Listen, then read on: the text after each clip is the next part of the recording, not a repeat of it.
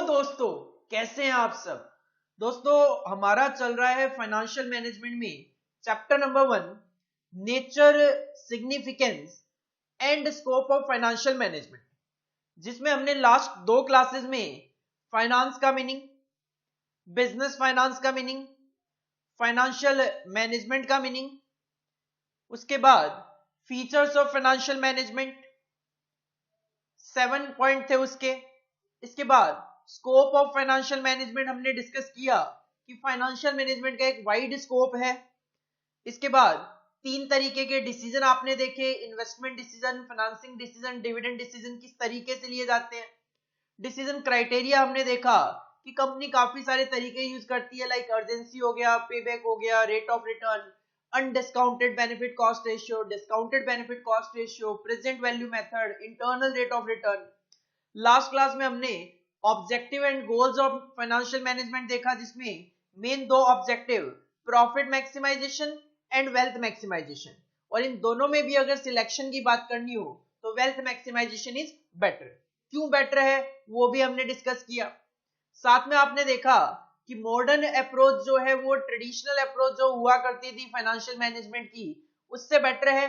किस तरीके से बेटर है, फाइनेंशियल मैनेजमेंट और फाइनेंशियल अकाउंटिंग में क्या डिफरेंस है, ट्रेडिशनल अप्रोच और मॉडर्न अप्रोच की जो फीचर्स हैं वो क्या क्या है, और एक मैन्युफैक्चरिंग ऑर्गेनाइजेशन में फाइनेंशियल मैनेजमेंट का क्या रोल हो सकता है।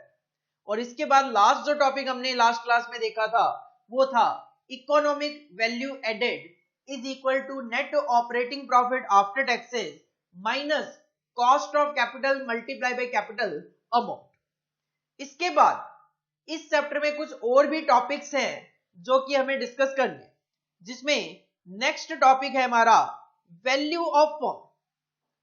फर्म की अगर मैं बात करूं तो यहां पे आप फर्म, प्रोप्राइटर, कंपनी, इनको अलग अलग मत समझो। यहां पे फर्म का मतलब होता है बिजनेस। तो अगर यहां पे हम कह रहे हैं वैल्यू ऑफ फर्म, तो वैल्यू ऑफ फर्म का मतलब है वैल्यू ऑफ बिजनेस। एक बिजनेस की जो वैल्यू है वो कितना रिस्क बियर करती है, कितना वो रिटर्न कमाती है, इन सारी चीजों पे डिपेंड करता है। फाइनेंशियल डिसीजंस इनकर डिफरेंट डिग्री ऑफ रिस्क। जो आपके फाइनेंशियल डिसीजंस होते हैं उनकी अलग अलग रिस्क हो सकती है।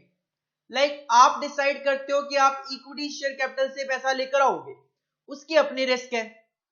अगर आप डिसाइड करते हो कि प्रेफरेंस शेयर कैपिटल से लेकर पैसा आओगे, उसकी अपनी रिस्क है। आप डिसाइड करते हो डिबेंचर से पैसा लेकर आओगे, उसकी अपनी रिस्क है। इक्विटी शेयर कैपिटल का बेनिफिट यह है कि आपको कोई फिक्स्ड कॉस्ट हर साल पे नहीं करनी, बट प्रेफरेंस डिविडेंड और इंटरेस्ट आपको हर साल हर महीने फिक्स्ड बेसिस पे करना होता है। कहीं ना कहीं प्रेफरेंस शेयर कैपिटल रिडीमेबल हो सकते हैं 20 साल के बाद या उससे पहले। इसी तरीके से डिबेंचर का पैसा भी आपको वापस देना पड़ सकता है, बट इक्विटी वालों का पैसा आपको वापस नहीं देना होता कहीं ना कहीं। तो कहीं ना कहीं अपनी अपनी रिस्क होती है फाइनेंशियल डिसीजंस की। एन इन्वेस्टर डिसीजन, अब एक इन्वेस्टर जब एक कंपनी में पैसा इन्वेस्ट करता है तो वो ये जानना चाहता है कि मैं अगर इस कंपनी में पैसा इन्वेस्ट कर रहा हूं तो कितना रिस्क है और क्या रिटर्न आने के चांसेस है। लाइक अगर हम एक शेयर में ही पैसा इन्वेस्ट करने की बात करें, मान लो एक शेयर का प्राइस चल रहा है 500 रुपए। अब आपको यह लगता है कि प्राइस पास्ट ट्रेंड के अकॉर्डिंगली 520 रुपए हो सकता है। इसका मतलब यह है कि 20 रुपए रिटर्न के चांसेस हैं, बट ये कितना नीचे जा सकता है, से एग्जांपल 498। तो इसका मतलब 2 रुपए की रिस्क है और 20 रुपए का वहां पे रिटर्न है। तो कहीं ना कहीं एक इन्वेस्टर जब कहीं भी पैसा इन्वेस्ट करता है तो an investor decision to invest in risk free अगर बात करें तो रिस्क फ्री हो सकते हैं गवर्नमेंट के बॉन्ड्स। गवर्नमेंट जो टाइम टू टाइम बॉन्ड्स वगैरह इश्यू करती है जिसपे कुछ रेट ऑफ इंटरेस्ट भी देती है, वो रिस्क फ्री होते हैं। अगर आप उनमें 10 लाख रुपए इन्वेस्ट करते हो, श्योर है आपको 10 लाख रुपए से ज्यादा ही मिलेंगे इंक्लूडिंग इंटरेस्ट। उनकी वैल्यू कभी भी 10 लाख रुपए से कम नहीं हो सकती, तो वो रिस्क फ्री हो गए। Has less risk, come risk होती है, हालांकि रिस्क होती ही नहीं है बट फिर भी यहाँ पे लिखा हुआ है less risk as interest rate is known, interest का रेट पता है, and the risk of default is very less. Company तो कोई डूब जाए बट गवर्नमेंट जो है वो नहीं डूब सकती। तो अगर गवर्नमेंट के बॉन्ड्स में आपने पैसा इन्वेस्ट किया है, आपको पता है कि इतना इंटरेस्ट मिलना है, वो मिलेगा, और default that is bad debts के चांसेस भी ना के बराबर ही होते हैं। ऑन द अदर हैंड, ये बात हुई रिस्क फ्री गवर्नमेंट बॉन्ड की। On the other hand, an investor would incur more risk, जो मैंने पहले एग्जांपल दिया, if he decide to invest in shares as the return is not certain, क्योंकि shares में पैसा इन्वेस्ट करोगे, कितना रिस्क कितना रिटर्न कोई श्योरिटी नहीं है। केवल और केवल आप पास्ट ट्रेंड के बेसिस पे या जो इंफॉर्मेशन अवेलेबल है मार्केट में उसके बेसिस पे एक एस्टिमेशन आप कर सकते हो, बट एक्चुअल में क्या होगा उसका आइडिया लगाना मुश्किल है।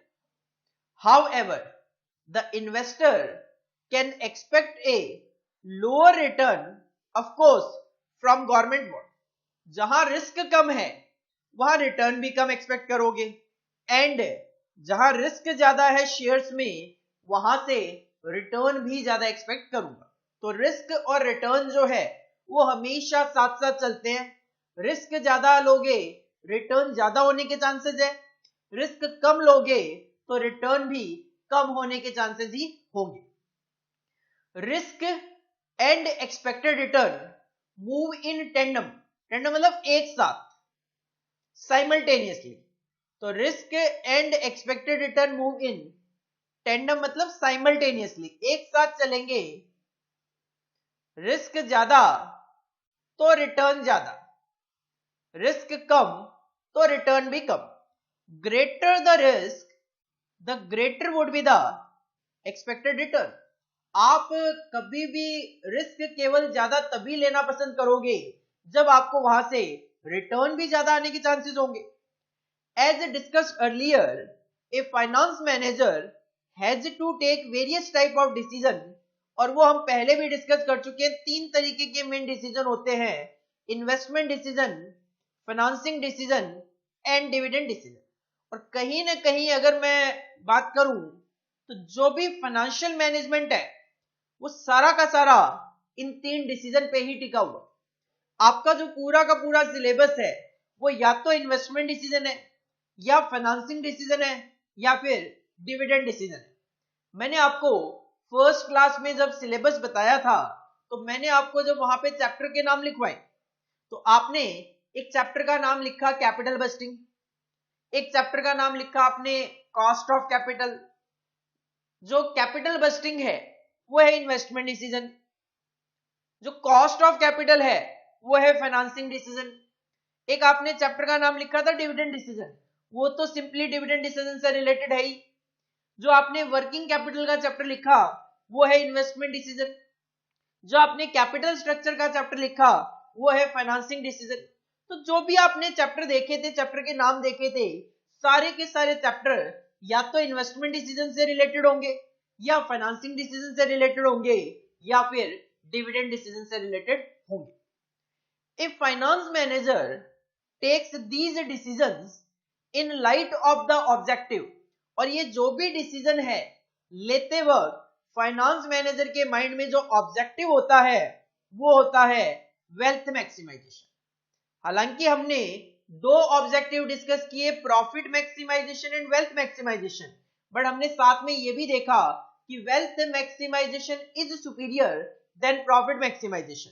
तो फाइनेंस मैनेजर कोई भी डिसीजन लेते वक्त अपने माइंड में जो ऑब्जेक्टिव लेकर चलता है वो लेकर चलता है wealth maximisation. And wealth is nothing, wealth का मतलब है फर्म की वैल्यू, फर्म की वैल्यू। और फर्म की वैल्यू ऑफ कोर्स ज्यादा होगी कब, जब आपका मार्केट वैल्यू, मार्केट प्राइस ज्यादा होगा। अगर एक कंपनी ने 1 लाख शेयर इश्यू किए, 10 रुपए का से एग्जांपल उसका प्राइस था, तो कंपनी की वैल्यू 1 लाख इंटू 10 लाख रुपए। अब मान लो कंपनी अच्छा काम करती है, कंपनी की गुडविल बढ़ती है मार्केट में, और वो 10 रुपए के शेयर का प्राइस बढ़ के 50 रुपए हो जाए, तो शेयर तो 1 लाख ही है, लेकिन मार्केट प्राइस अगर 50 रुपए है तो 1 लाख इंटू 50, कंपनी की मार्केट में वैल्यू 50 लाख हो जाएगी 10 लाख से बढ़कर। तो कहीं ना कहीं वेल्थ इज नथिंग, वेल्थ का मतलब ही होता है value of the firm as reflected in the, और ये वेल्थ मैक्सिमाइजेशन कहां से रिफ्लेक्ट होगा, एज रिफ्लेक्टेड इन द, जो मैंने अभी अभी आपको एग्जांपल दिया, market price of share, share के प्राइस में, शेयर का प्राइस बढ़ता जाएगा, आपके बिजनेस की वैल्यू बढ़ती जाएगी। The finance manager should also know as to what are the factors which may affect the market price of the share। तो फाइनेंस मैनेजर को पता होना चाहिए कि किन किन फैक्टर की वजह से शेयर के प्राइस पे इंपैक्ट आएगा, ताकि वो इस तरीके से काम कर सके कि मार्केट प्राइस बढ़े ना कि कम हो। उन फैक्टर्स को इग्नोर किया जाए, उन फैक्टर्स को कम किया जाए जो कि कहीं ना कहीं शेयर के प्राइस पे नेगेटिव इंपैक्ट डालेंगे, और जो फैक्टर शेयर के प्राइस को बढ़ाने में मदद किए जाएंगे उनको इंप्लीमेंट करने की कोशिश करनी चाहिए। The various decisions will be taken in the light of these factors. तो इन्हीं फैक्टर्स को ध्यान में रखते हुए डिसीजंस लिए जाते हैं। Otherwise any attempt to achieve the objective of maximisation of market price of share may not be achieve. और अगर आप इन फैक्टर को ध्यान में नहीं रखोगे तो आप जो भी एफर्ट करोगे वो मार्केट प्राइस कहीं ना कहीं नेगेटिव जा सकता है, कहीं ना कहीं जो वेल्थ मैक्सिमाइजेशन का ऑब्जेक्टिव है वो आप अचीव नहीं कर पाओगे। A finance manager can not avoid the risk altogether. अगर आप एज ए फाइनेंस मैनेजर काम कर रहे हो और आप चाहो कि रिस्क जीरो हो जाए, तो कहते हैं रिस्क को अवॉइड करना पॉसिबल नहीं है। Nor can he make a decision by considering the return aspect only. केवल और केवल रिटर्न को ध्यान में रखते हुए आप कोई डिसीजन नहीं ले सकते। तो अगर आपको कोई भी डिसीजन लेना है, दोनों फैक्टर, रिस्क फैक्टर भी और रिटर्न फैक्टर दोनों कंसीडर करते हुए डिसीजन लोगे, तभी और तभी आप अपने वेल्थ मैक्सिमाइजेशन के ऑब्जेक्टिव को अचीव कर पाएंगे। Usually as the return from an investment increases, the risk associated with it also increases। अगर किसी भी इन्वेस्टमेंट से रिलेटेड रिटर्न ज्यादा होने के चांसेस होते हैं तो वहां पे ऑटोमेटिकली रिस्क भी बढ़ जाती है। कहीं ना कहीं जब हम देखते हैं कि एक 500 रुपए का शेयर एक हफ्ते में 600 रुपए का हो गया, तो कहीं ना कहीं अगर 1 वीक में 100 रुपए का शेयर प्राइस बढ़ गया तो रिस्क भी बढ़ जाती है कि ऐसा ना हो कि नेक्स्ट वीक वो 200 रुपए कम हो जाए। तो अगर रिटर्न बढ़ रही है तो रिस्क भी ऑटोमेटिकली वहां पे ज्यादा हो जाती है। In an attempt to increase the return, the finance manager will have to undertake greater degree of risk also. अगर फाइनेंस मैनेजर चाहते हैं कि रिटर्न ज्यादा हो तो उनको रिस्क भी ज्यादा ही लेनी पड़ेगी। Therefore, a finance manager is often required to trade off। तो फाइनेंस मैनेजर ना तो रिटर्न ज्यादा रिस्क ज्यादा, ना रिस्क कम रिटर्न कम, वो क्या करते हैं, ट्रेड ऑफ। ट्रेड ऑफ मतलब बैलेंस, ट्रेड ऑफ का मतलब बैलेंस। तो therefore a finance manager is often required to balance between risk and return। Moderate return, moderate risk, ना कम ना ज्यादा। At the time of taking any decision, investment decision, financing decision, dividend decision, the finance manager try to achieve the proper balance between the consideration of risk and return associated with various financial management decision to maximize the market value of the firm। Market value maximum करनी है मुझे, लेकिन उसके लिए एक balance maintain करने की कोशिश की गई है रिस्क और रिटर्न। वही फाइनेंशियल मैनेजर का मेन टारगेट होता है। A particular combination of risk and return where both are optimized may be known as risk return trade off. हमारे सिलेबस में चैप्टर भी है पोर्टफोलियो मैनेजमेंट का, security analysis and portfolio management, जिसमें हम रिस्क और रिटर्न कैलकुलेट करना भी सीखेंगे। And at this level of risk return the market price of the share will be maximize. तो किस लेवल पे हमारा मार्केट प्राइस मैक्सिमम होगा, एक ऐसा रिस्क और एक ऐसा रिटर्न फाइंड आउट करना, this is the trade off situation, balance between risk and return. तो ये जो टॉपिक है that is value of firm. Value of firm कहो, वैल्यू ऑफ बिजनेस कहो, एक ही बात है। Value of firm is related to wealth maximisation and wealth maximisation is related to market price of the share. इसका मतलब financial manager का target है मार्केट प्राइस ऑफ शेयर को मैक्सिमम करना।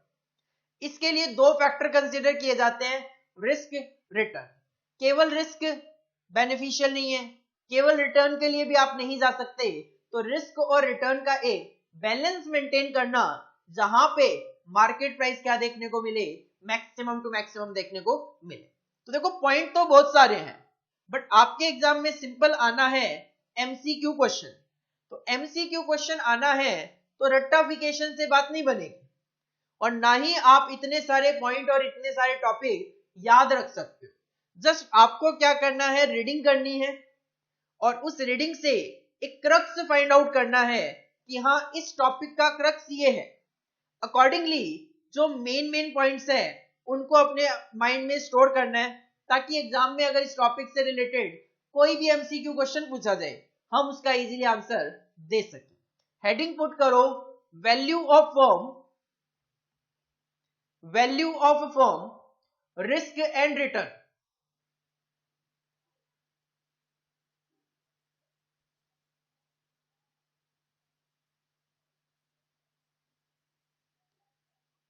पंद्रह पॉइंट है, ये 15 पॉइंट्स आपको कॉपी करने हैं।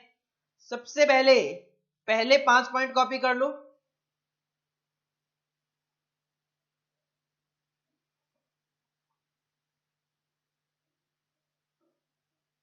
देन नेक्स्ट 5 पॉइंट्स,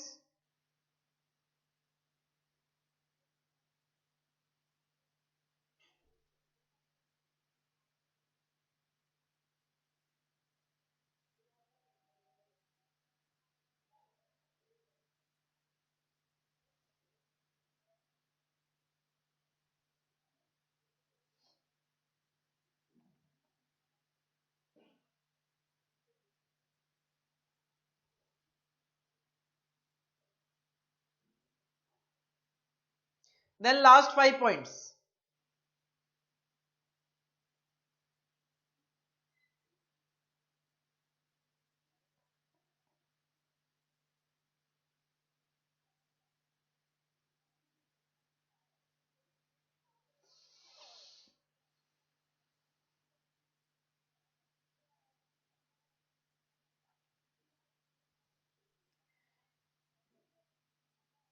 तो हमें समझ आया कि ना तो रिस्क ज्यादा हो ना रिस्क कम हो। रिस्क और रिटर्न के बीच में एक बैलेंस मेंटेन करने से ही शेयर का मार्केट प्राइस ज्यादा हो सकता है, वेल्थ मैक्सिमाइजेशन ज्यादा हो सकती है।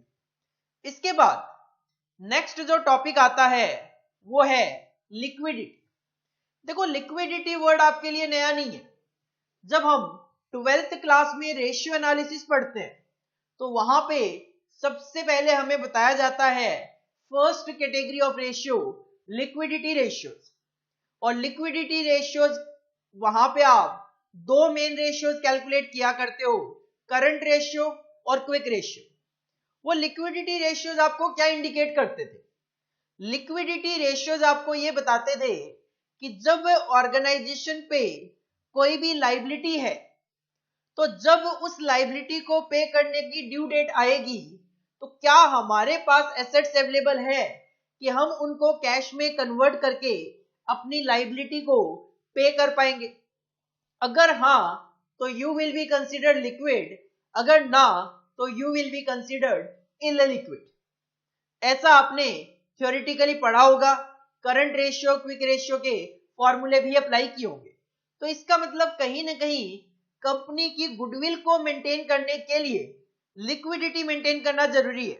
और अभी अभी मैंने आपको बताया अगर आपको वेल्थ मैक्सिमाइजेशन करना है तो आपको अपनी गुडविल को मेंटेन करना पड़ेगा, गुडविल को अच्छा बनाना पड़ेगा, तभी और तभी तो आपके शेयर का प्राइस बढ़ेगा।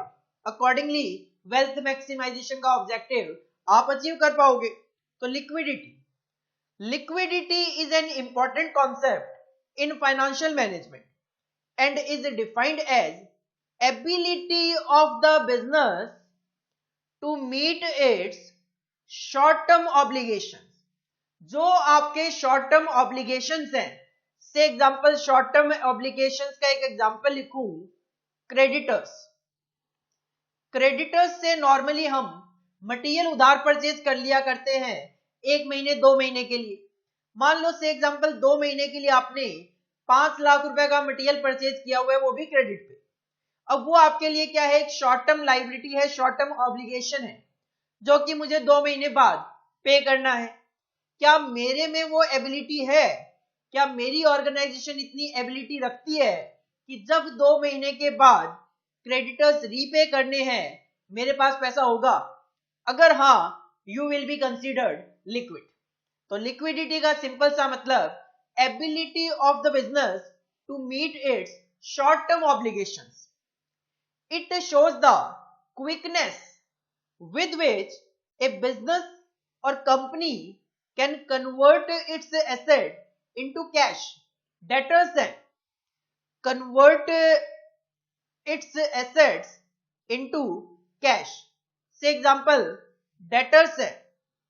debtors का मतलब क्या है, आपने माल उधार बेचा हुआ है से एग्जाम्पल 1 महीने के लिए, तो क्या 1 महीने के अंदर अंदर आप उनसे कलेक्शन कर पाते हो? और उससे भी जल्दी अगर कलेक्शन कर पाते हो तो ज्यादा अच्छा है। तो it shows the quickness with which a business और company can convert its asset into cash. किस लिए? ताकि मैं पे कर सकूं अपने short term obligation, to pay what it owe in the near future. ओए मतलब जो आप उधार लोगे उसको आप नियर फ्यूचर में पे कर पाओगे। सिंपल दोनों लाइनों का अगर मतलब बताऊं, डेटर्स से कलेक्शन करना और क्रेडिटर्स को टाइमली पे करना, this is the liquidity. According to the author का नाम है Ezra Solomon, it measures a company's ability to meet expected as well as unexpected requirement of cash to expand its assets, reduce its liabilities and cover up any operating losses। अगर एक organisation अपने expected जो खर्चे हैं, unexpected कोई खर्चा आ जाए, कोई एसेट परचेज करनी है, लाइबिलिटी रीपे करनी है, कोई ऑपरेटिंग लॉसेस हैं उनको रिकवर करने हैं, इन सब चीजों को अगर टाइमली मैनेज किया जा सके तो you are considered liquid. Liquidity as a decision criteria, liquidity को as a decision criteria use किया जा सकता है, is widely used in financial management. It also focuses attention on the availability of fund. साथ में यह भी ध्यान रखा जाता है एक ऑर्गेनाइजेशन के पास फंड की क्या अवेलेबिलिटी है, कैश क्या है। Enhancement of liquidity enables a corporate body to have more fund from the market। अगर आप लिक्विड ऑर्गेनाइजेशन हो तो आप मार्केट से पैसा भी बहुत इजीली रेज कर सकते हो। आप देखोगे हम जब वर्किंग कैपिटल मैनेजमेंट देखते हैं तो उसमें debtors management that is receivable management का एक चैप्टर देखेंगे, कैश मैनेजमेंट का चैप्टर अलग से देखेंगे। तो ये पूरे के पूरे चैप्टर्स हैं हमारे सिलेबस में लिक्विडिटी से related. While using liquidity as a decision criteria, the management makes use of ratios। जैसा मैंने पहले भी कहा, अगर एक ऑर्गेनाइजेशन अपनी लिक्विडिटी को फाइंड आउट करना चाहती है तो उनको यूज करने पड़ेंगे वही रेशियोज जो आप 12th क्लास में यूज ऑलरेडी करके आते हो। They give a birds eye view. Birds eye view का मतलब है देखते ही आइडिया लग जाए कंपनी की फाइनेंशियल पोजीशन क्या है। They give a birds eye view of the current liquidity position और शॉर्टेजेस देयरऑफ। से एग्जांपल, मैं कहूं एक कंपनी की करंट एसेट है 10 लाख रुपए और करंट लायबिलिटी है 5 लाख रुपए, तो आप सबको करंट रेशियो का फॉर्मूला पता है, करंट एसेट्स अपॉन में current liability. 10 lakh divide by 5 lakh, 2:1 will be your current ratio. Asset है 10 लाख की, लायबिलिटी है 5 लाख की। कंपनी की फाइनेंशियल पोजीशन 2:1 रेशियो को देखते ही आइडिया लग गया, कंपनी की लिक्विडिटी पोजीशन अच्छी है। कंपनी इजीली कहीं ना कहीं 10 लाख रुपए कैश में रिसीव करके 5 लाख रुपए के अपने शॉर्ट टर्म ऑब्लिगेशन शायद इजीली पे कर सके। यही दूसरा एग्जांपल लूं, अगर एक कंपनी के पास करंट एसेट है 2 लाख रुपए, करंट लायबिलिटी है 5 लाख रुपए, रेशियो आएगा 0.4:1। देखते ही आइडिया लग गया, कंपनी की लिक्विडिटी पोजीशन काफी ज्यादा खराब है।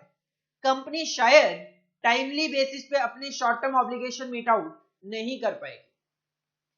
A company will like to have liquid resources for transaction purpose as a precautionary measure and for speculative opportunity। देखो, इकोनॉमिक्स का एक कॉन्सेप्ट है जिसमें ये कहा जाता है कि एक ऑर्गेनाइजेशन 3 मोटिव से अपने पास लिक्विडिटी मेंटेन करती है, और वो 3 मोटिव्स होते हैं। ट्रांजैक्शन मोटिव, कि मुझे कल को कुछ भी परचेज करना है तो उसके लिए मुझे ट्रांजैक्शन के लिए पैसा चाहिए। As a precautionary measure, unexpected क्या कंटिजेंसी आ जाए उसके लिए भी ऑर्गेनाइजेशन को पैसा चाहिए। और स्पेकुलेटिव अपॉर्चुनिटी, शेयर मार्केट में इन्वेस्ट करके, बॉन्ड मार्केट में पैसा इन्वेस्ट करके वहां से कुछ कमाने की अगर चांसेस हो तो उसके लिए भी मुझे पैसा चाहिए। तो एक ऑर्गेनाइजेशन अपने पास लिक्विडिटी 3 कारणों से, 3 पर्पज से मेंटेन कर सकती है। Transaction purpose, precautionary purpose, speculative opportunity. Exam में क्वेश्चन पूछा जा सकता है, a company will like to have liquid resources for the purpose of, point number 1 transaction purpose, point number 2 precautionary measure, point number 3 speculative opportunity, point number 4 all of the above. Your answer will be all of the above. The management attitude towards these, मतलब 3 purpose, transaction motive, precautionary motive and speculative motive. Taking speculative motive का मतलब taking advantage of lower prices of raw material etcetera in the market is an important determinant of A companies liquidity position. तो company ने अगर तीनों purpose से अपने पास पैसा hold किया हुआ है तो company will be considered liquid. Liquidity is assessed through the use of ratio analysis.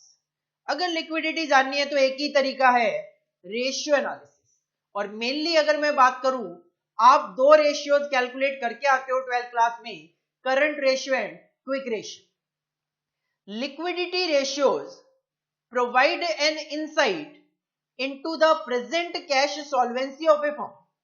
ये रेशियोज आपको बताते हैं कि कंपनी की प्रेजेंट कैश सॉल्वेंसी पोजीशन क्या है and its ability to remain solvent in the event of calamities.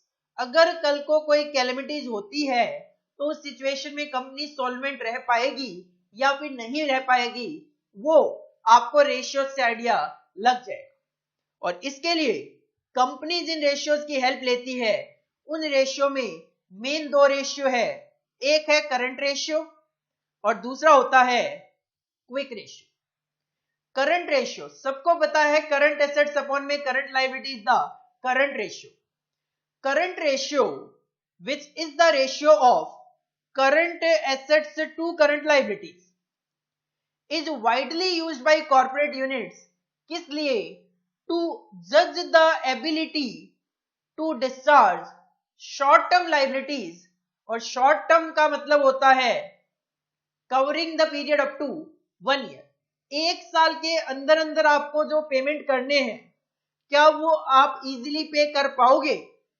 अगर हाँ तो you will be considered liquid.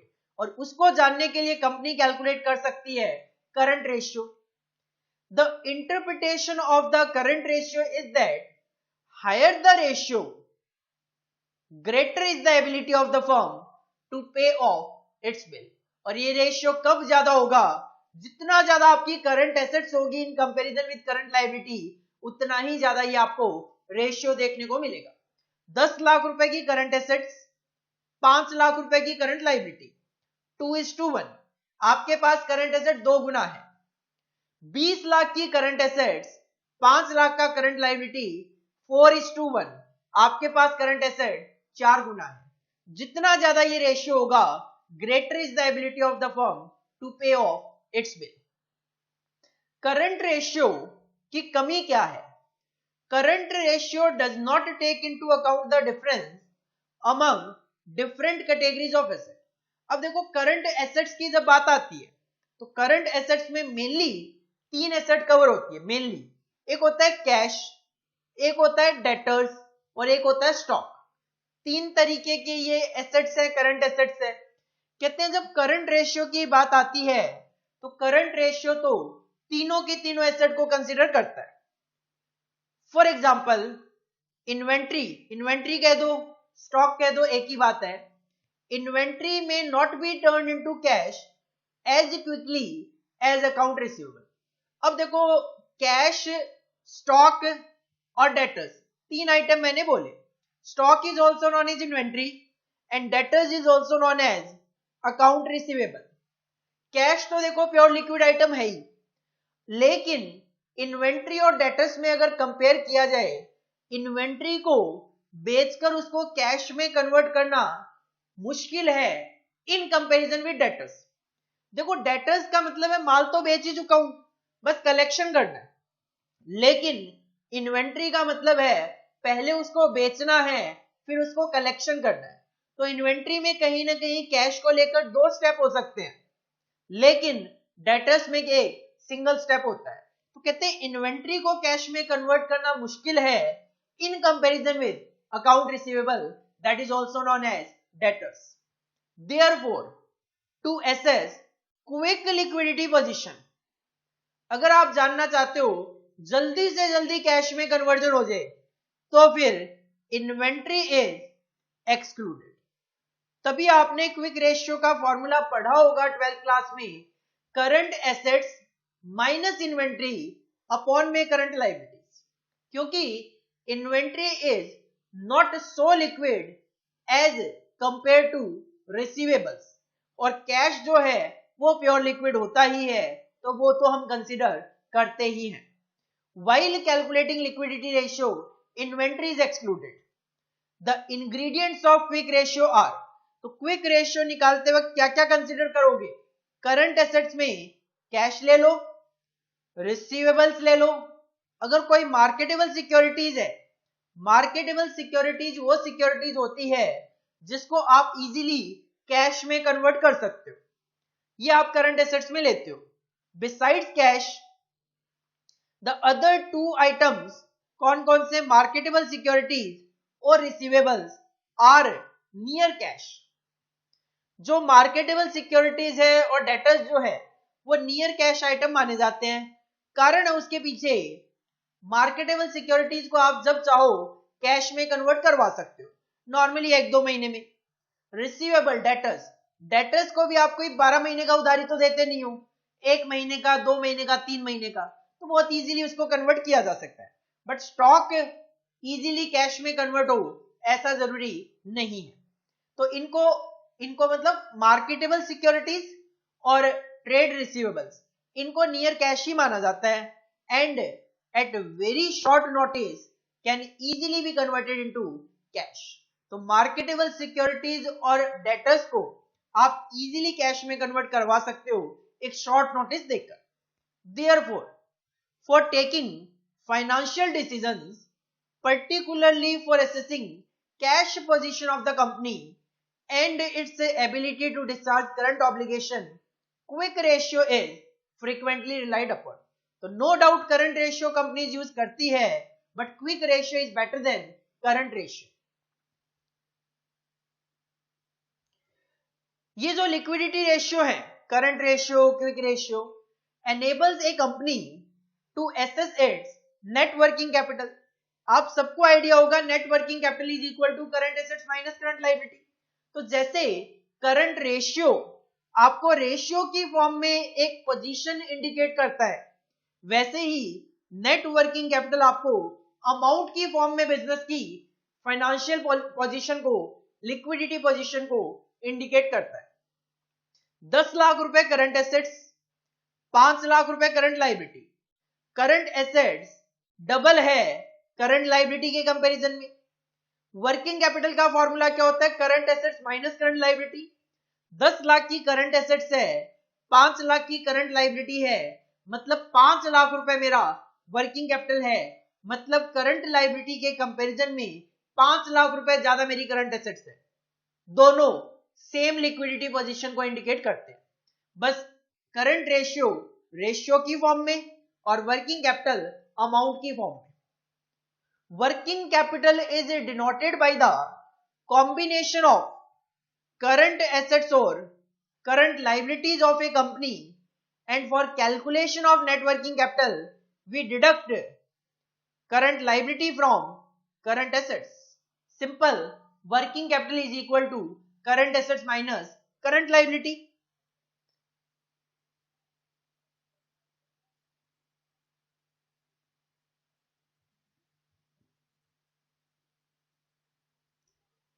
Tailor-made measurement can be devised for calculating liquidity ratio in different situation.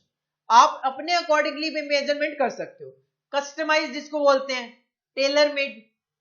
For example, the principle of liquidity can be extended to study liquidity of receivables, inventories separately to enable the executives to take decision about the collection period of bills. अब अगर आप company की liquidity position और ज्यादा better तरीके से जानना चाहते हो तो हर एक आइटम को अलग अलग एनालाइज कर लो। कैश जो है वो तो प्योर लिक्विड है ही, इसके अलावा दो आइटम ही बचते हैं मेनली, इन्वेंट्री हो गया, रिसीवेबल हो गया। तो आप अलग अलग एनालिसिस कर लो, रिसीवेबल से कितने दिन में कलेक्शन आ जाएगा, इन्वेंट्री को कितने टाइम पीरियड में कलेक्शन कर सकते हो।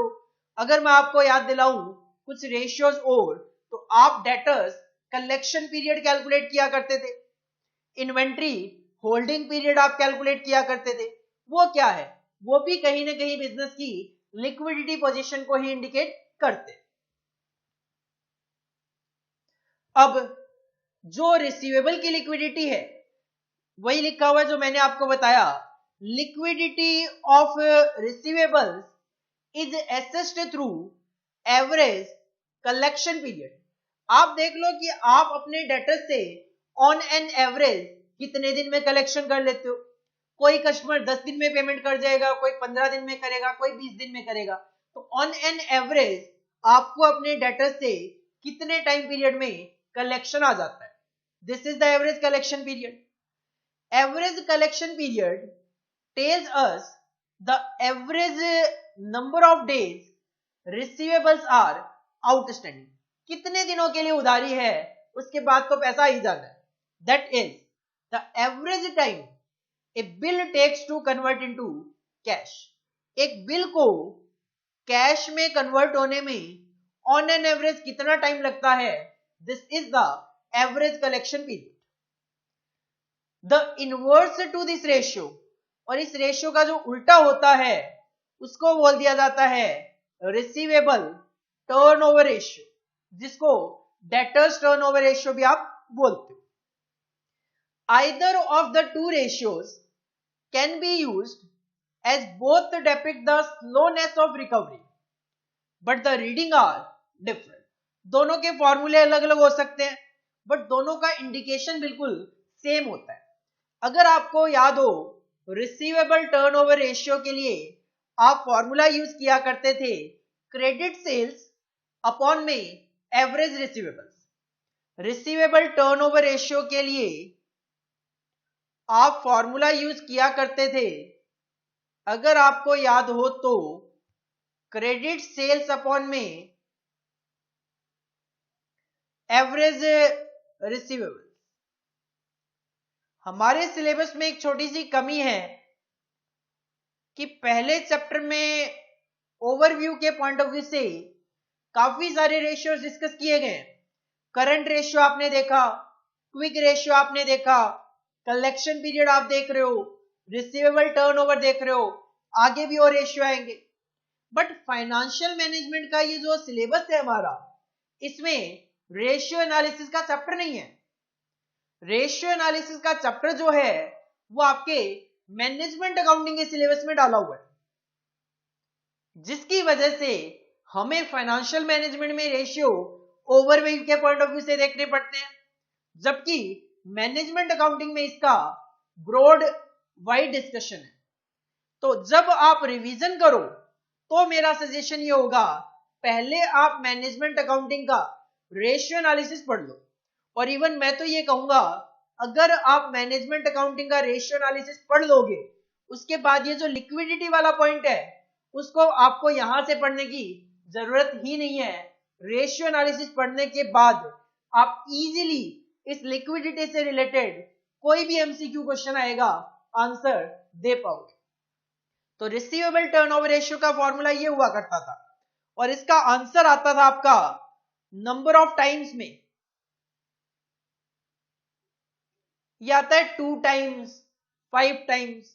इसका मतलब ये होता है कि आपके जो एवरेज रिसीवेबल है वो पूरे साल में कितनी बार आप उनसे कलेक्शन कर लेते हो। आपने माल उधार बेचा, रिसीवेबल रेज हो गए, तो पूरे साल में आप कितनी बार कलेक्शन कर लेते हो। से एग्जांपल मैं कहता हूं ये है 6 टाइम्स। इसका मतलब ये है आप पूरे साल में अपने एवरेज रिसीवेबल को 6 बार कलेक्ट कर लेते हो। पूरे साल में होते हैं 12 महीने, 12 महीने में अगर 6 बार कलेक्शन होता है, इसका मतलब ऑन एन एवरेज हर 2 महीने से आप अपने एवरेज रिसीवेबल से कलेक्शन कर लेते हो। तो कहीं ना कहीं रिसीवेबल टर्नओवर रेशियो और एवरेज कलेक्शन पीरियड दोनों सेम चीज को इंडिकेट करते हैं। हाँ, फॉर्मूले अलग अलग है। The ratio in short reveal the following result. क्या रिजल्ट आपको यहां से दिखता है? Too low an average collection period, अगर कलेक्शन पीरियड कम होगा, may suggest excessively restricted credit policy of a company. अगर कलेक्शन पीरियड बहुत कम है, 2 दिन, 5 दिन, इसका मतलब आपकी जो क्रेडिट पॉलिसी है वो काफी रेस्ट्रिक्टेड है। मतलब आप बहुत कम टाइम पीरियड के लिए अपने कस्टमर को माल उधार देते हो। जबकि अगर आपका एवरेज कलेक्शन पीरियड बहुत हाई है, इसका मतलब में indicate to a liberal credit policy. इसका मतलब आप अपने कस्टमर को बहुत ज्यादा टाइम के लिए क्रेडिट सेल करते हो, माल बेचते हो। ये चीज हम डिस्कस करेंगे। रिसीवेबल मैनेजमेंट का चैप्टर है फाइनेंशियल मैनेजमेंट में, एट द एंड देखोगे, उसमें हम इस चीज को डिस्कस करेंगे। A large number of receivables may remain due and outstanding, resulting in less profit and more chances of bad debts। अगर आप ज्यादा माल उधार बेचते हो, आपके रिसीवेबल स्टेटस ज्यादा है, तो उस सिचुएशन में आपके प्रॉफिट्स तो कम होंगे। प्रॉफिट्स कम होने के पीछे कारण क्या है? प्रॉफिट्स कम होने के पीछे कारण यह है कि हमारा जो पैसा है वो ब्लॉक्ड है रिसीवेबल्स में। अगर वो पैसा मेरे पास आ जाता, मैं कहीं इन्वेस्ट करता, तो वहां से कुछ रिटर्न कमा पाता, जो कि रिसीवेबल में पैसा ब्लॉक होने की वजह से रिटर्न नहीं कमा पाता, जिसकी वजह से मुझे नुकसान हो रहे हैं। नुकसान होने का मतलब प्रॉफिट्स कम हो रहे हैं।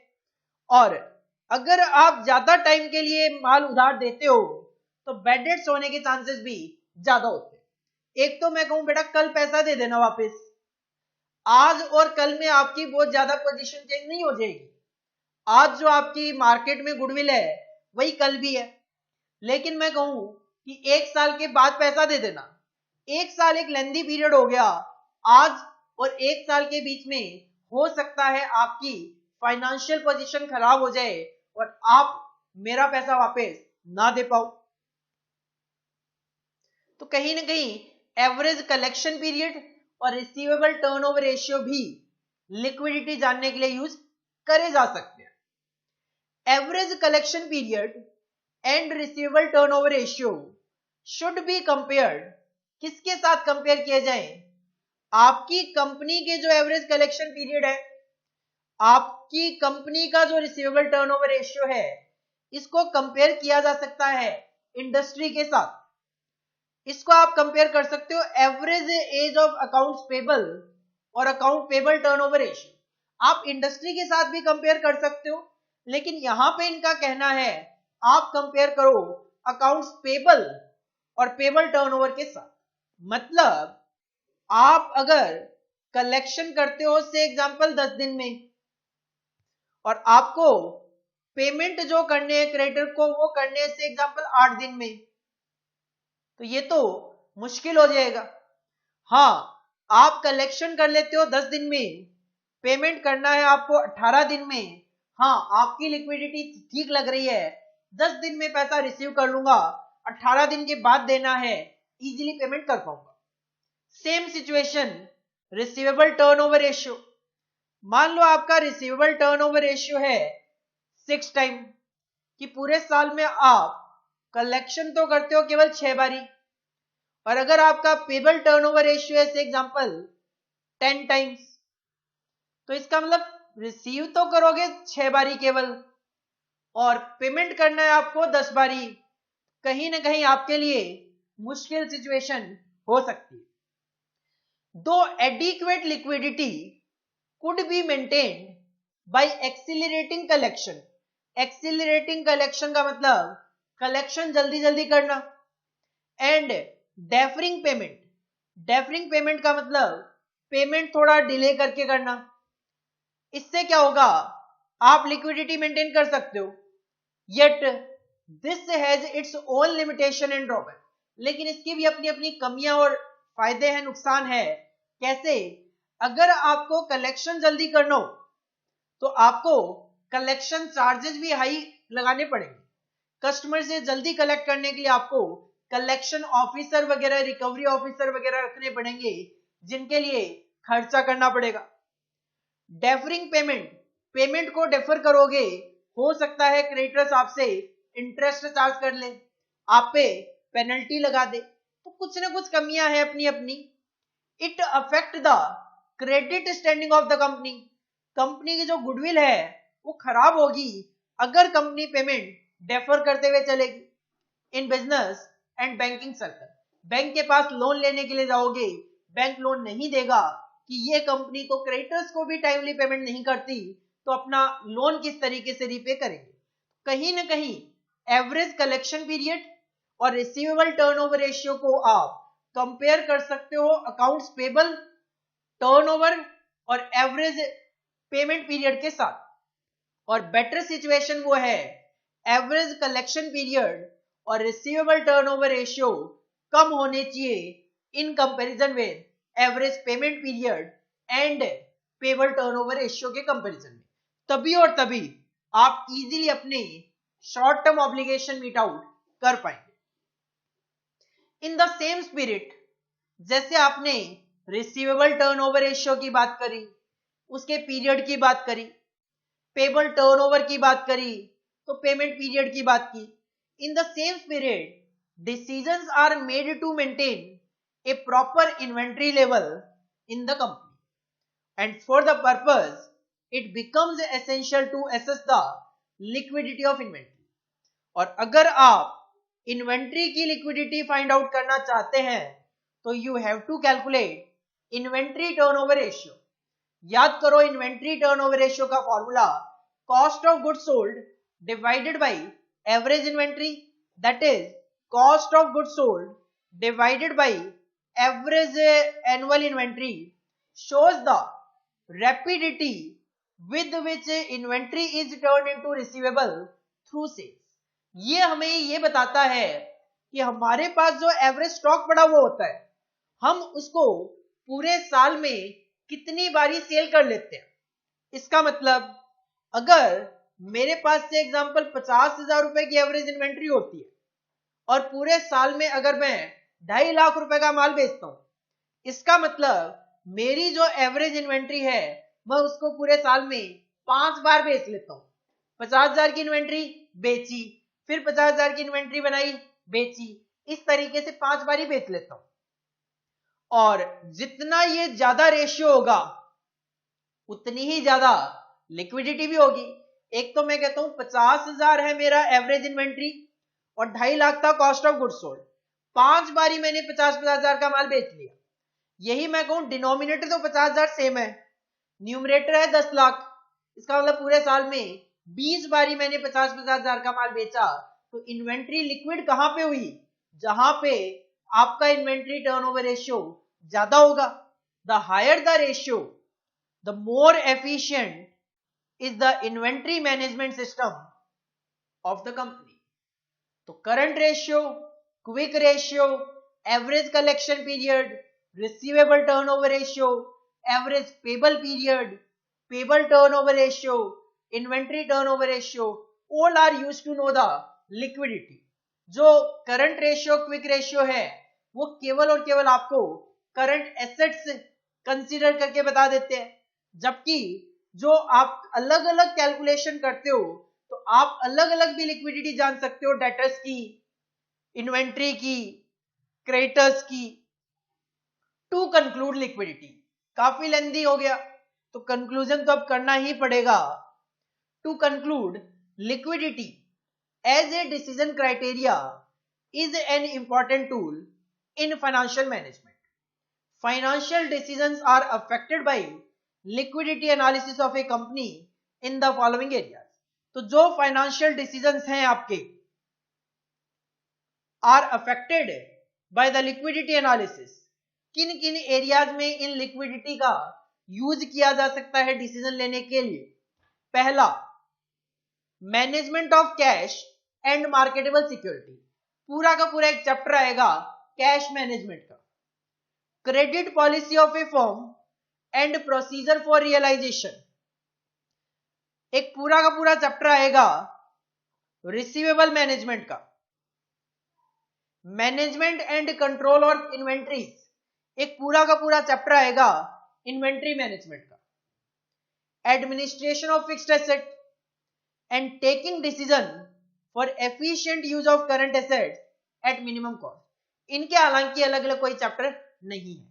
तो जो लिक्विडिटी डिसीजन क्राइटेरिया है is used in financial decision, कब? जब आप कैश को मैनेज कर रहे हो, जब आप रिसीवेबल को मैनेज कर रहे हो, जब आप इन्वेंट्री को मैनेज कर रहे हो, जब आप फिक्स्ड एसेट को मैनेज कर रहे हो, जब आप अपनी करंट एसेट का maximum to maximum efficient use करना चाहते हो, वो भी मिनिमम टू मिनिमम कॉस्ट के साथ। जब इस तरीके के कोई भी डिसीजन लिए जाते हैं तो उस सिचुएशन में liquidity analysis used. And last point बात करें, the above analysis of liquidity suggests evaluation of current assets of a company. On liability side also, liquidity position is analyzed, current liability, creditors, bills payable, and managed through assessment of long-term, medium-term debts of the company and the arrangement for their repayment. This is done purely from the precautionary point of view so that the company could be saved from the risk of bankruptcy. तो हम कहीं न कहीं केवल और केवल asset नहीं, liability side को भी एनालाइज कर सकते हैं कि जो लॉन्ग टर्म और मीडियम टर्म डेट्स है क्या उनको पे करने की अपनी एबिलिटी है। ऐसा क्यों?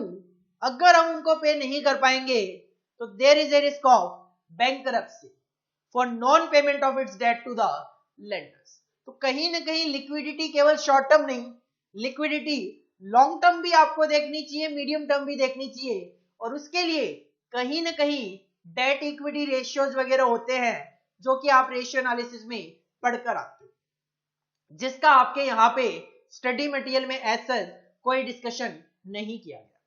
तो ये जो लिक्विडिटी का पॉइंट है ये सिंपल यही कहता है कि लिक्विडिटी जो है उसको भी decision as a decision criteria financial management में यूज किया जाता है। मेन बात करें current ratio, quick ratios, net working capital, ये यूज किए जाते हैं to know the liquidity position of a company. आप हर एक आइटम को अलग अलग भी एनालाइज कर सकते हो।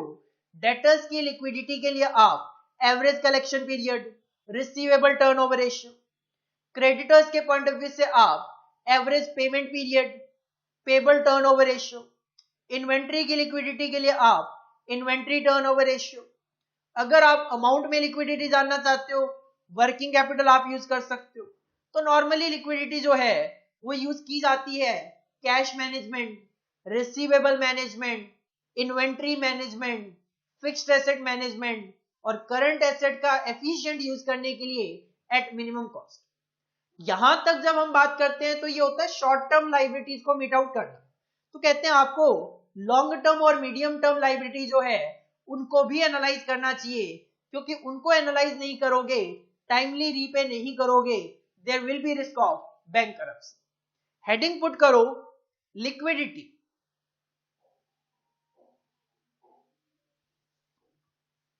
लिक्विडिटी सबसे पहले 1, 2, 3, 4 ये 4 पॉइंट कॉपी करो। सबसे पहले ये फर्स्ट पैराग्राफ है जिसको 4 पॉइंट में तोड़ा गया है, डिवाइड किया गया है सिंपल।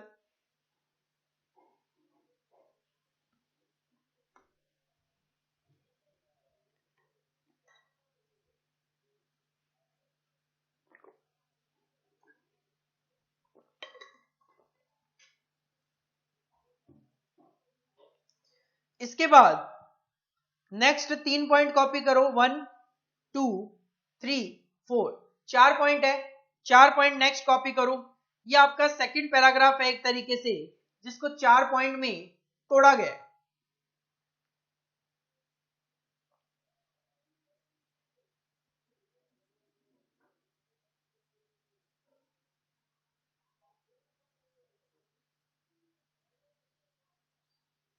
इसके बाद 2 पॉइंट, ये 2 पॉइंट कॉपी करो। This is your third paragraph जिसको 2 पॉइंट में डिवाइड किया गया।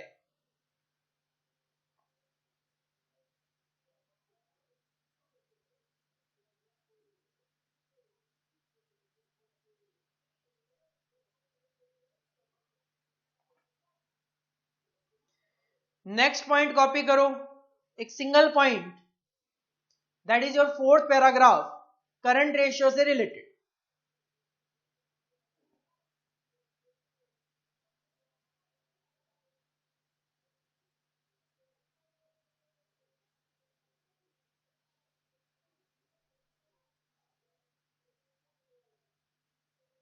रीडिंग करनी है, अंडरस्टैंड करना है पॉइंट्स को, तभी और तभी आप एमसीक्यू क्वेश्चंस का आंसर दे पाए। नेक्स्ट पॉइंट कॉपी करो, क्विक रेशियो से रिलेटेड है, fifth paragraph.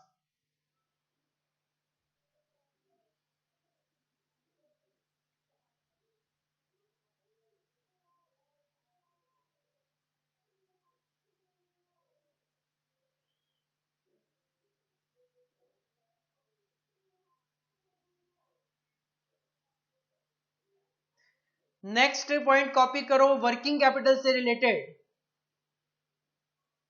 Sixth paragraph.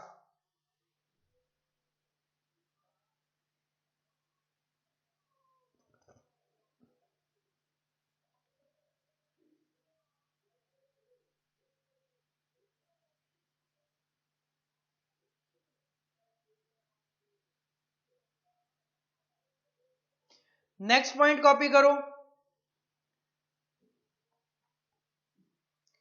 Seventh paragraph हमें बताता है कि हम लिक्विडिटी इन्वेंट्री की अलग, रिसीवेबल की अलग भी कैलकुलेट कर सकते हैं।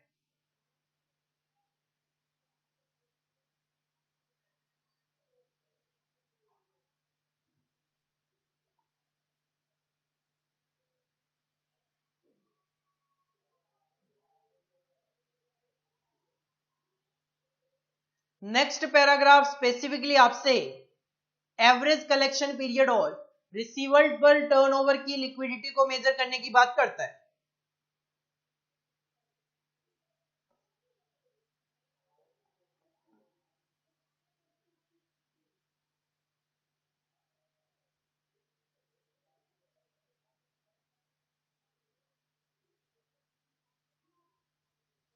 नेक्स्ट जो पैराग्राफ है वो एवरेज कलेक्शन पीरियड को एवरेज पेमेंट पीरियड के साथ और रिसीवेबल टर्नओवर रेशियो को पेबल टर्नओवर रेशियो के साथ कंपैरिजन की बात करता है और बताता है कि एवरेज कलेक्शन पीरियड और receivable turnover ratio average payment period और पेबल टर्नओवर रेशियो से कम होंगे तभी और तभी आपकी लिक्विडिटी पोजीशन बेटर होगी। इसके बाद नेक्स्ट जो पॉइंट है वो इन्वेंट्री की जो लिक्विडिटी है उसको मेजर करने की बात करता है और उसके लिए इन्वेंट्री टर्नओवर रेशियो की हेल्प लेता है।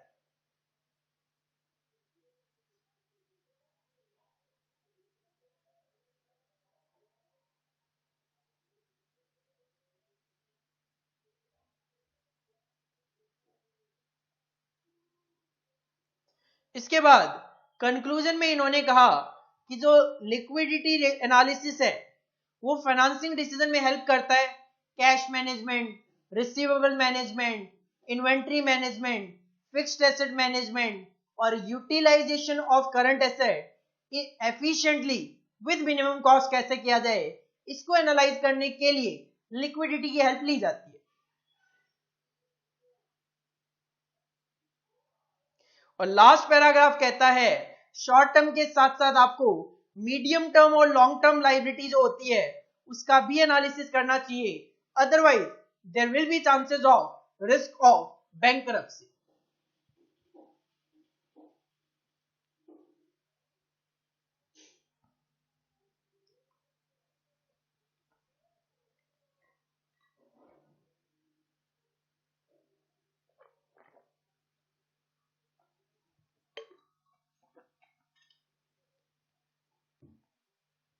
इसके बाद जो नेक्स्ट पॉइंट आता है वो भी रेशियो से रिलेटेड ही है।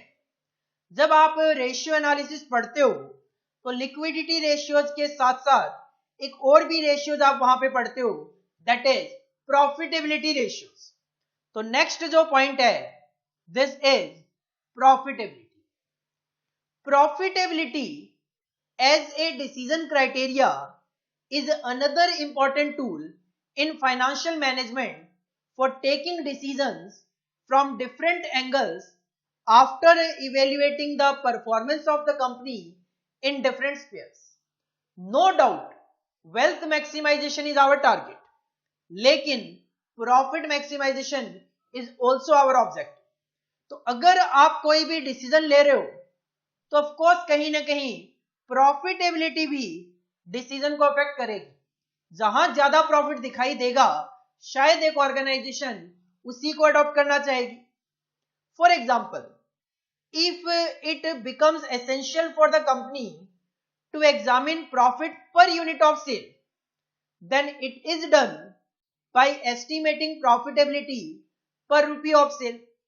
अगर आप जानना चाहते हो कि प्रॉफिट पर यूनिट क्या है, तो जब आप फाइनेंस की बात करते हो तो फाइनेंस में यूनिट का मतलब यूनिट से नहीं होता, नंबर ऑफ यूनिट नहीं है। ऐसा नहीं है कि ये घड़ी है तो ये एक यूनिट कंसीडर करके चलोगे, नहीं। फाइनेंशियल मैनेजमेंट में यूनिट का मतलब रुपी से है।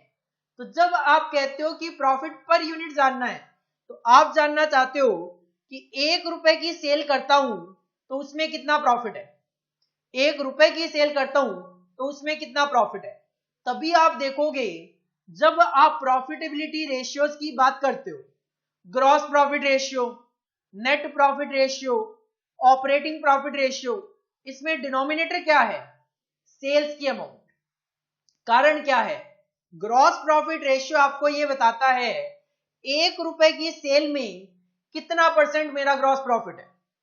अगर आपका 50,000 रुपए का ग्रॉस प्रॉफिट है 5 लाख रुपए की सेल में, तो आप कहते हो सर 10% ग्रॉस प्रॉफिट है। इसका मतलब यह है 1 रुपए की सेल में 10 पैसा आपका ग्रॉस प्रॉफिट है। तो यहां पे जो यूनिट है प्रॉफिट की वो मेजर करने की, दैट इज द रुपी।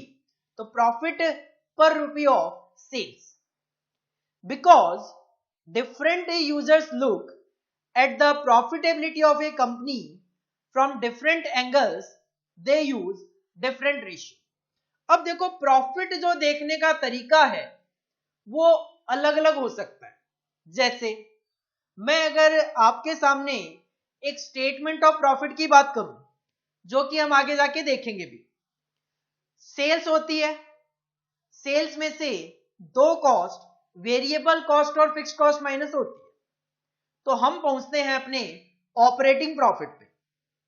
उस ऑपरेटिंग प्रॉफिट में से इंटरेस्ट पे किए जाते हैं। इंटरेस्ट किसको मिलना है?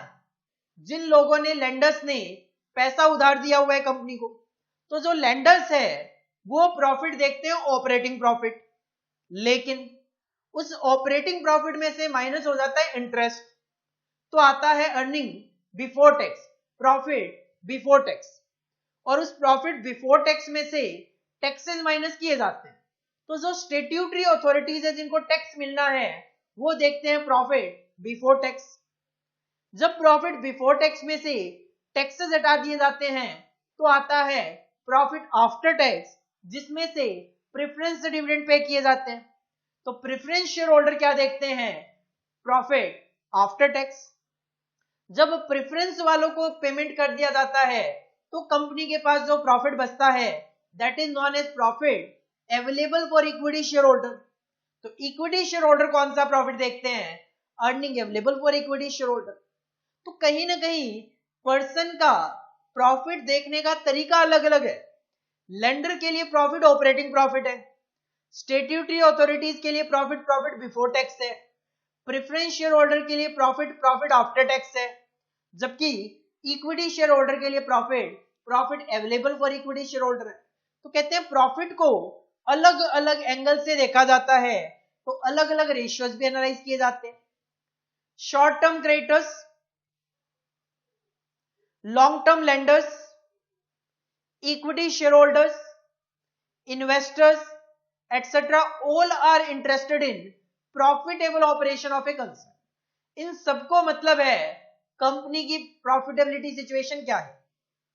They use the ratios which best suit their requirement. लेकिन सारे के सारे एक सिंगल रेशियो पे, एक सिंगल प्रॉफिट पे डिपेंडेंट नहीं है। जैसा मैंने पहले भी कहा, लॉन्ग टर्म लेंडर देखते हैं ऑपरेटिंग प्रॉफिट। इसी तरीके से हर एक पर्सन अलग अलग प्रॉफिट एनालाइज करता है। इक्विटी शेयर होल्डर जो है वो देखते हैं profits available for equity share holders.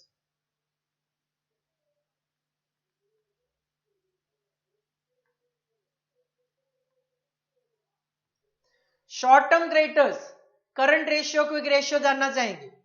Long term lenders जो है वो इंटरेस्ट कवरेज रेशियो जानना चाहते हैं। इक्विटी शेयर होल्डर्स वगैरह जो है वो ईपीएस वगैरह जानना चाहते हैं, रिटर्न ऑन इक्विटी वगैरह जानना चाहते हैं। Investor return on equity, return on asset, return on capital employed जानना चाहते हैं। They use the ratio which best suit their requirement. तो हर एक पर्सन को अलग अलग रेशियो सूट करता है, वो उसी पे कॉन्सेंट्रेट करते हैं। Profitability can be related to sales, like gross profit ratio, net profit ratio, operating profit ratio, और to total capital employed, return on capital employed, to net worth of the company, return on net worth. But then different figures for profit are taken into account. लेकिन जब आप sales से related बात करते हो, capital employed से related बात करते हो, नेट वर्थ से रिलेटेड बात करते हो, तो जो प्रॉफिट है वो सिंगल प्रॉफिट यूज नहीं किया जाता। जब आप सेल्स से रिलेटेड बात करते हो तो profit gross profit, net profit, operating profit होता है। कैपिटल एम्प्लॉयड से बात करते हैं तो ऑपरेटिंग प्रॉफिट होता है। नेट वर्थ से रिलेटेड बात करते हो तो प्रॉफिट आफ्टर टैक्स होता है। तो यहां पे प्रॉफिटेबिलिटी से रिलेटेड कुछ रेशियोज डिस्कस किए गए हैं, जो आप रेशियो एनालिसिस में 12th क्लास में या फिर अपने मैनेजमेंट अकाउंटिंग के चैप्टर, मैनेजमेंट अकाउंटिंग के सिलेबस में रेशियो एनालिसिस चैप्टर में पढ़ते हो। इस टॉपिक के लिए भी मैं आपको यही सजेस्ट करूंगा, आप पहले रेशियो एनालिसिस का चैप्टर पढ़ना, उसके बाद ही प्रॉफिटेबिलिटी का जो टॉपिक है यहाँ पे वो रिवाइज करना। आप इजीली यहाँ पे सारी चीजों को ज्यादा बेटर तरीके से अंडरस्टैंड कर पाओगे। सबसे पहले profitability to sales ratio reflect the company's ability to generate profits per unit of sale. Per unit, unit का मतलब यहां पे रुपी से है।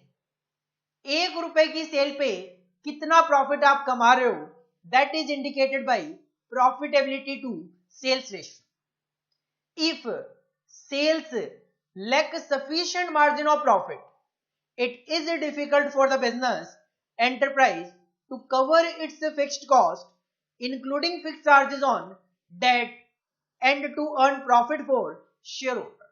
अगर आपका प्रॉफिट कम है तो फिर उस सिचुएशन में आप जो डेट पे इंटरेस्ट पे करोगे, यहां पे डेट पे फिक्स चार्जेस पे करने का मतलब है इंटरेस्ट, शेयर होल्डर के लिए प्रॉफिट नहीं बचा पाओगे तो आपकी सिचुएशन बुरी होगी, खराब होगी। इन्वेस्टर के पॉइंट ऑफ व्यू से बात करूं, from investors point of view profits are compared by the investor as percentage to capital employed, और नॉर्मली वो कैलकुलेट करते हैं return on capital employed in the business enterprise. तो इन्वेस्टर कौन से रेशियो को यूज करते हैं, return on capital employed, ROCE।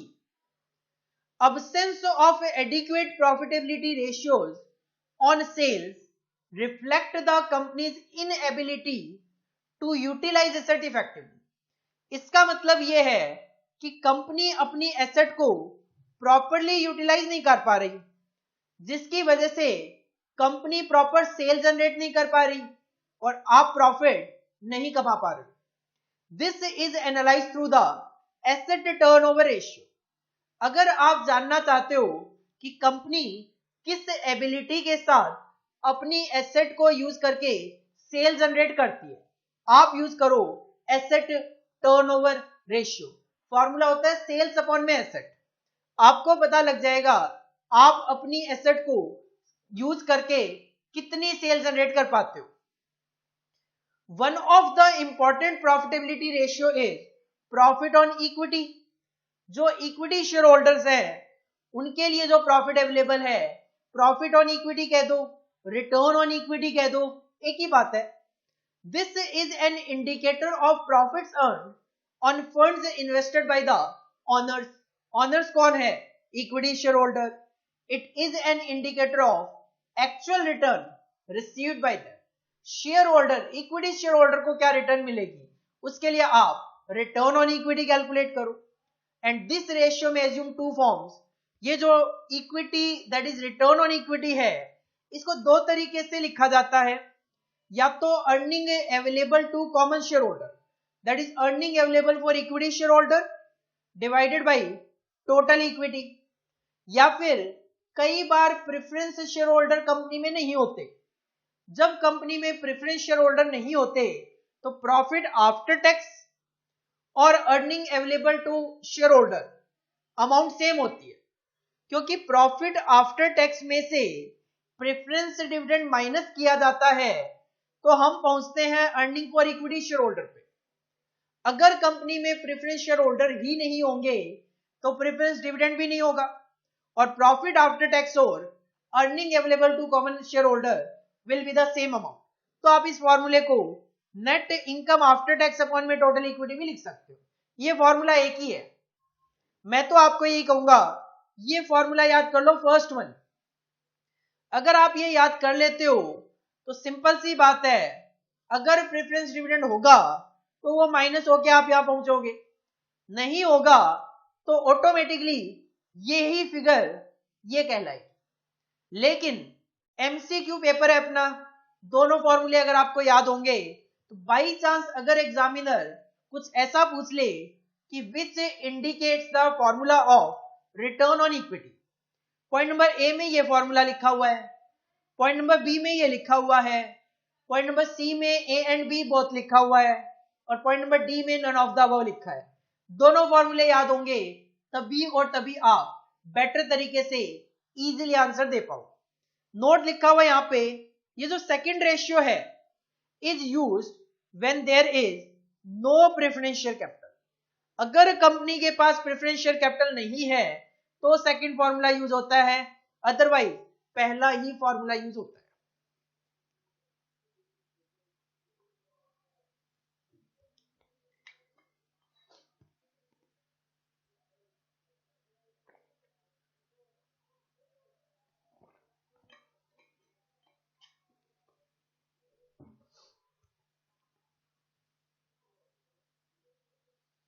इसके बाद प्रॉफिट मार्जिन की बात की गई है।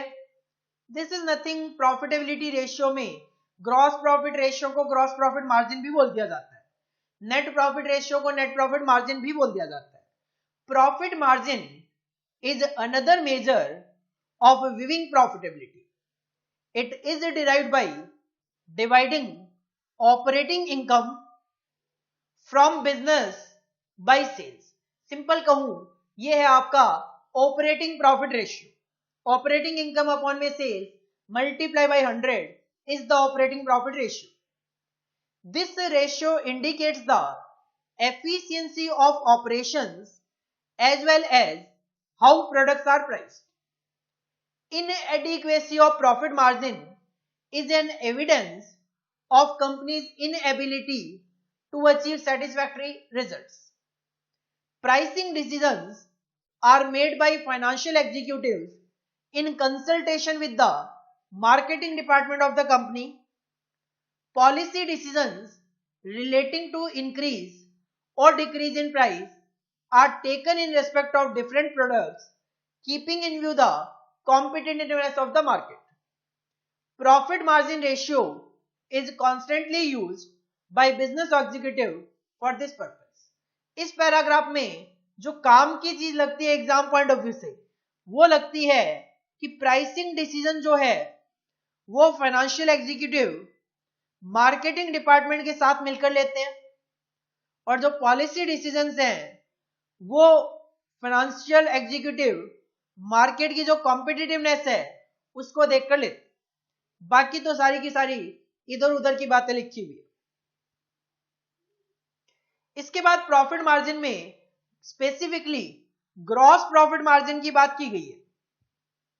ग्रॉस प्रॉफिट मार्जिन का फॉर्मूला आपको याद होगा, ग्रॉस प्रॉफिट अपॉन में sales multiply by 100 indicates the profits relative to sales after deduction of direct production cost.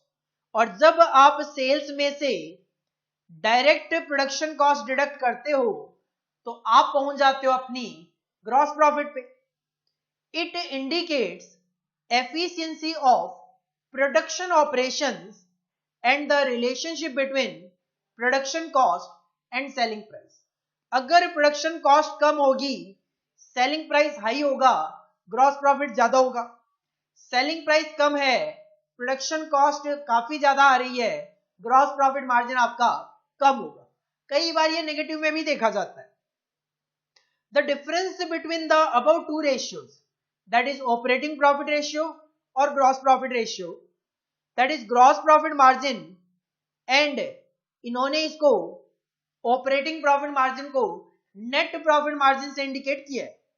Ratio is that जब आप ग्रॉस प्रॉफिट की बात करते हो तो आप केवल डायरेक्ट प्रोडक्शन कॉस्ट माइनस करते हो, जबकि जब आप नेट प्रॉफिट की कैलकुलेशन करते हो तो फिर आप general and administrative expenses are excluded while computing net profit margin, and thus net profit margin ratio is calculated as under net profit margin ratio का फॉर्मूला होता है net profit after tax upon में sales, और normally ये percentage में calculate किया जाता है तो मल्टीप्लाई बाय 100। तो तीन रेशियोज यहां पे on the basis of sale discuss किए गए, operating profit ratio, gross profit ratio और नेट प्रॉफिट रेशियो। तीनों में जो डिनोमिनेटर है दैट इज सेल्स। ये जो नेट प्रॉफिट रेशियो है, नेट प्रॉफिट मार्जिन भी बोल दिया जाता है इसको, NPM, net profit margin ratio, is an indicator of company's ability to generate profits after paying all taxes and expenses. क्योंकि नेट प्रॉफिट आफ्टर टैक्स ले रहे हो, डायरेक्ट एक्सपेंसेस भी माइनस हो गए, इनडायरेक्ट एक्सपेंसेस भी माइनस हो गए, इंटरेस्ट भी माइनस हो गया, टैक्स भी माइनस हो गया होगा, उसके बाद आप नेट प्रॉफिट आफ्टर टैक्स पे पहुंचते हो। Decline in this ratio reflect the presence of, अगर ये रेशियो कम होता है तो इसका मतलब ये है या तो एक्सपेंसेस ज्यादा हैं इन कंपैरिजन विद सेल, या फिर हो सकता है टैक्स आपको ज्यादा पे करने पड़ रहे हो जिसकी वजह से प्रॉफिट कम बचा, अफेक्टिंग इट्स प्रॉफिटेबिलिटी एडवर्सली। अगर नेट प्रॉफिट मार्जिन रेशियो कम हो रहा है तो इसका मतलब आपके या तो खर्चे बढ़ रहे हैं या फिर टैक्सेस बढ़े। For assessment of profitability as a decision criteria, return on investment is a frequently used ratio. अगर आप प्रॉफिटेबिलिटी को as a decision criteria use करना चाहते हो तो कहते हैं रिटर्न ऑन इन्वेस्टमेंट यूज किया जाता है। रिटर्न ऑन इन्वेस्टमेंट अगर मैं बात करूं, सिंपल फॉर्मूला होता है इसका ऑपरेटिंग प्रॉफिट अपॉन में कैपिटल एम्प्लॉयड, जिसकी वजह से रिटर्न ऑन इन्वेस्टमेंट को ही रिटर्न ऑन कैपिटल एम्प्लॉयड के नाम से भी जाना जाता है। तो नेक्स्ट जो है वो है आपका return on investment. This is an important profitability ratio from the angle of share holders and reflect on the ability of management to earn a return on resources put in by the shareholder। जो पैसा हमने लगाया उस पे क्या आपने कमाया, this is the return on investment। One way of finding out rate of return on asset employed in the company is to find the ratio of operating profit, is also known as earning before interest and taxes। इसको divide कर दो capital employed से, we will find out our return on asset. Formula बन गया EBIT upon में capital employed. This ratio indicates operating income also known as EBIT to the asset used to produce income, कि आपने ये जो asset लगाई, आपने जो पैसा लगाया, कैपिटल जो लगा रखी है, उससे आप कितना प्रॉफिट कमा रहे हो, EBIT. This indicate return on investment। Another way of computing the ratio of return is through the asset turnover ratio and margin of profit, which give the same result as EBIT to capital employed। ये जो आपने return on investment अभी अभी calculate किया, formula लगाया EBIT divide by capital employed, इसको दूसरे तरीके से भी मैथमेटिकली फॉर्मूला कैलकुलेट किया जा सकता है, and it may be seen from the following। EBIT upon में सेल्स, ये है आपका operating profit ratio, sales upon में एसेट्स, ये है आपका एसेट टर्नओवर रेशियो। तो कहते हैं आप एसेट टर्नओवर रेशियो और जो ऑपरेटिंग प्रॉफिट मार्जिन था, उन दोनों की हेल्प से EBIT टू कैपिटल एम्प्लॉयड निकाल सकते हो। फॉर्मूला लगाया EBIT अपॉन में सेल्स इनटू सेल्स अपॉन में एसेट। तो ऑफ कोर्स इससे क्या हुआ, सेल्स से कट हो गया, फॉर्मूला तो EBIT अपॉन में एसेट्स ही बचा, and assets is nothing, this is the capital employed. अगर ये रेशियो ज्यादा है तो बेटर है, इसका मतलब आप अपनी एसेट से ज्यादा प्रॉफिट जनरेट करोगे। अगर मैं कहता हूं EBIT है 50,000, एसेट्स है 2.5 लाख रुपए, इसका मतलब 20% इज द प्रॉफिट। और यही अगर मैं कहूं 1 लाख रुपए का EBIT है 2.5 लाख की एसेट पे 40% प्रॉफिट, इसका मतलब जितना ज्यादा ये रेशियो होगा that will be better situation, better profitability of the organization. A high ratio indicates efficient use of assets and low ratio reflect inefficient use of assets by a company. In this way, we find that profitability as decision-making criteria in financial management is crucial for business manager।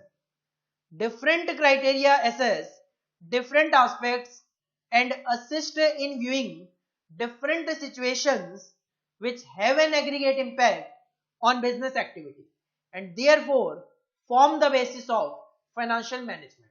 तो simple last paragraph तो यही कहता है profitability is an important aspect for the decision making. तो profitability का जो concept है for the purpose of decision criteria वो यही कहता है कि प्रॉफिटेबिलिटी जानने के लिए भी आप रेशियो एनालिसिस की हेल्प लेते हो, जिसमें आप profit per unit of sale that is profit per रुपये ऑफ सेल मेजर करते हो. Gross profit ratio, net profit ratio, operating profit ratio, return on capital employed, return on equity, ये सारे के सारे प्रॉफिटेबिलिटी रेशियोज हैं जिनकी हेल्प से एक ऑर्गेनाइजेशन ये आइडिया लगा सकती है कि वो अपनी एसेट को एफिशिएंटली सेल्स जनरेट करने में, एफिशिएंटली प्रॉफिट जनरेट करने में यूज कर पा रही है या फिर नहीं कर पा रही. हेडिंग पुट करो प्रॉफिटेबिलिटी और सबसे पहले ये जो पहले 2 पॉइंट है ये कॉपी करो कि प्रॉफिटेबिलिटी कॉन्सेप्ट का यूज क्या है.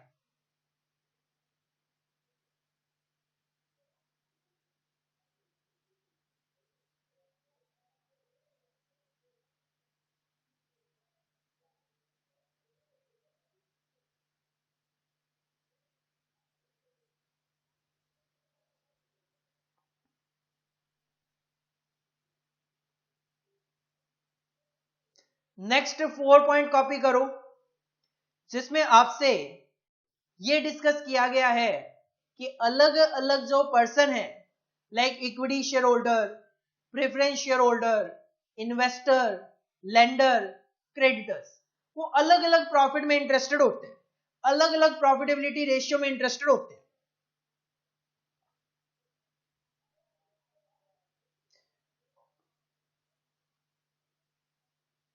नेक्स्ट 3 पॉइंट कॉपी करो जिसमें profitability to sales ratios, return on capital employed, asset turnover ratio, इनका ओवरव्यू डिस्कशन किया गया है जो कि हमने आगे वाइड डिस्कशन देखा.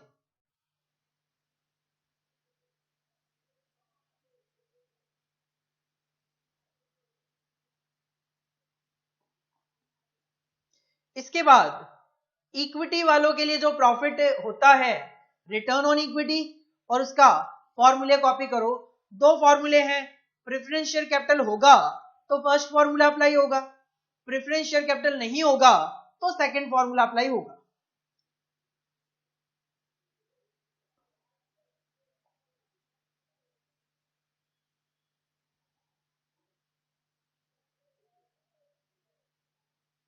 इसके बाद नेक्स्ट पॉइंट कॉपी करो जो आपसे स्पेसिफिकली ऑपरेटिंग प्रॉफिट रेशियो का डिस्कशन करता है.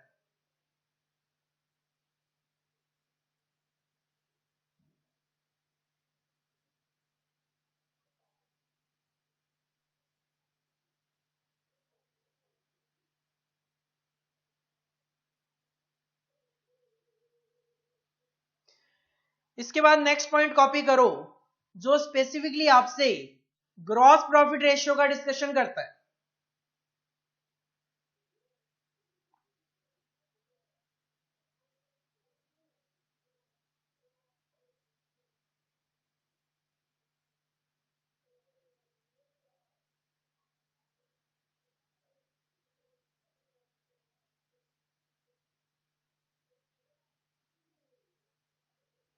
इसके बाद नेक्स्ट पॉइंट कॉपी करो जो हमारे साथ net profit margin ratio, net profit ratio का डिस्कशन करता है.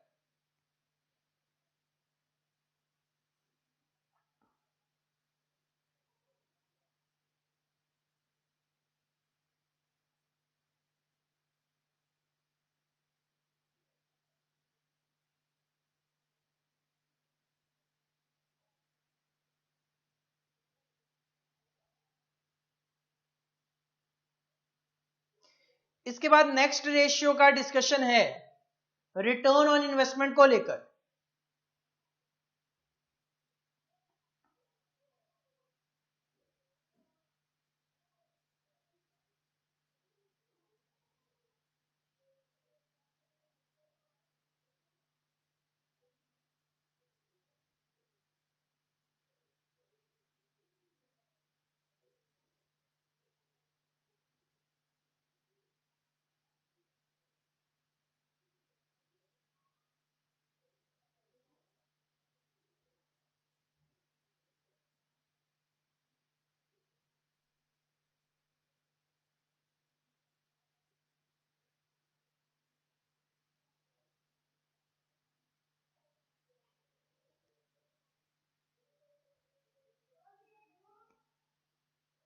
और इसके बाद प्रॉफिटेबिलिटी रेशियोज को जस्ट ब्रीफ किया गया है कि profitability is an important element for decision making, decision criteria.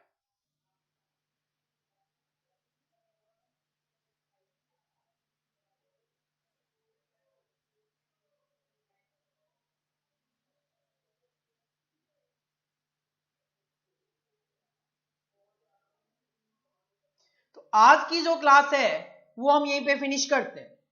आज की क्लास में हमारे काफी बड़े बड़े टॉपिक थे, जिसकी वजह से हम केवल और केवल 3 टॉपिक ही डिस्कस कर पाए।